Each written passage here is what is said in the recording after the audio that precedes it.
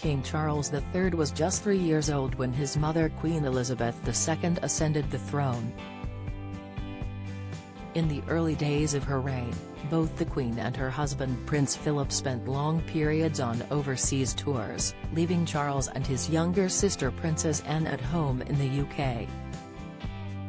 As a result, the royal children spent a lot of time with their governesses and other family members. Charles shared a particularly close relationship with his grandmother Queen Elizabeth, later the Queen Mother, who appreciated his sensitive nature and encouraged his interest in music, art and culture. Rachel Bowie and Roberta Fiorito, hosts of the Royally Obsessed podcast, remembered the impact of the Queen Mother on the 21st anniversary of her death, March 30th. And as King Charles gears up for his coronation, which is due to take place in less than 3 months, the two commentators discussed the influence his grandmother had on his upbringing and who he is today. Ms. Fiorito recalled Charles keeping vigil with the Queen Mother's 3 other grandsons, Prince Andrew, Prince Edward, and David, Earl of Snowdon, during her lying in state at Westminster Abbey, saying, "It was a sign of their closeness." She added, "It seems like he felt that the Queen and Prince Philip were a little bit absent from his childhood, but he did have someone who really indulged his artistic side in the Queen Mother. She was really supportive of all that, and we know now how that played out." He recites Shakespeare on the fly and loves painting and watercolors. "Yeah, so I think that came from her." Prince Harry voted second most popular royal to succeed King Charles. In shocking new poll, Prince Harry is the surprising second choice to be the next monarch in a new poll, despite his attacks on the royal family in his memoir Spare and Netflix TV series. In first place was the first in line to the throne, Prince William, who received the vast majority of the votes for who should succeed their father King Charles. Find out more here. Charles's childhood characteristics have been well documented, generally in the context of his relationship with his father Prince Philip, who is said to find frustration in his eldest son's more sensitive and emotional side. The king's governess Catherine Peebles, Mipsy, who homeschooled him in his early years, described him as dreamy and thoughtful. However, the Duke of Edinburgh, who dedicated much of his life to preparing his Charles to be monarch, supposedly had doubts about his fitness to reign. Royal author Michel Foray claimed the Greek-born consort set himself on a mission to make a man of his son. He told The National in 2021, Philip saw himself as different from Charles, his son sentimental while he was pragmatic. Keen for his son to follow in his footsteps, Philip wanted Charles to attend the school where he had spent his formative years, Gordonstone, a remote school in northeast Scotland. However, Charles did not share his father's desire, and neither did the Queen Mother. She wrote to her daughter Elizabeth, urging her to intervene and keep him closer to home. Arguing the young prince would be terribly cut off and lonely in the far north, the Queen Mother wrote in a letter on May 23, 1961, "I suppose he will be taking his entrance exam for Eton soon. I do hope he passes, because it might be the ideal school for one of his character and temperament."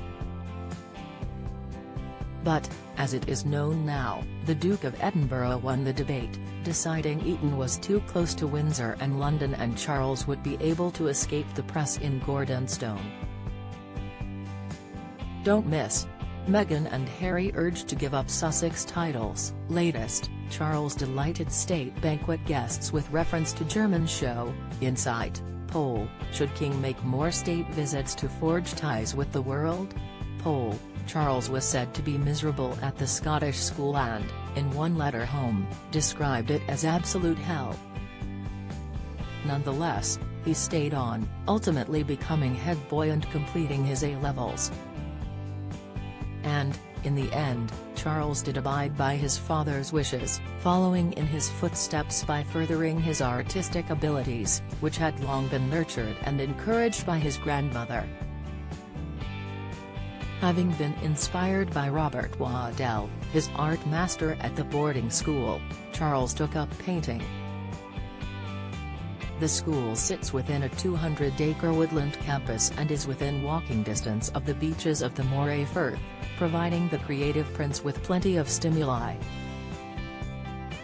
Charles works exclusively in watercolor and his paintings were first exhibited at Windsor Castle in 1997. They were displayed alongside works from Queen Victoria, also an avid watercolor artist, and the Duke of Edinburgh, a painter and designer, who contributed to the creation of the stained glass windows in the private chapel of Windsor Castle.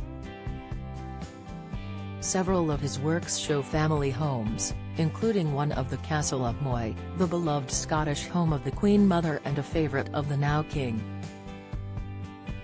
The Castle of Moy was bought by the former consort in 1952, shortly after the death of her husband George VI. It is located in Caithness, on the north coast of Scotland, and is typically open to the public 7 days a week from May 1 until September 30 each year, with a closed period of 10 days at the end of July and the beginning of August, when Charles and his wife Camilla, Queen Consort, usually stay. Gareth Russell, author of Do Let's Have Another Drink, The Singular Wit and Double Measures of Queen Elizabeth the Queen Mother, noted the former Lady Elizabeth Boleyn's close relationship with her grandson and her impact on his current reign.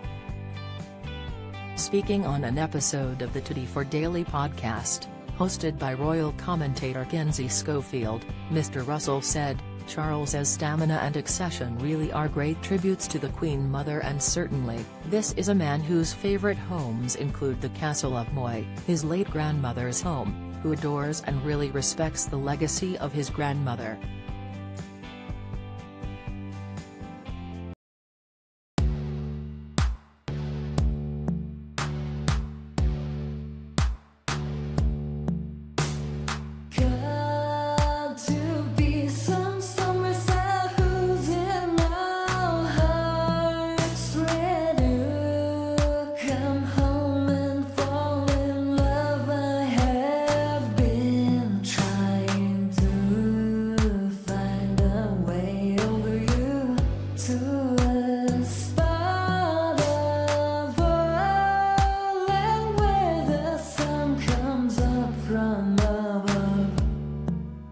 Now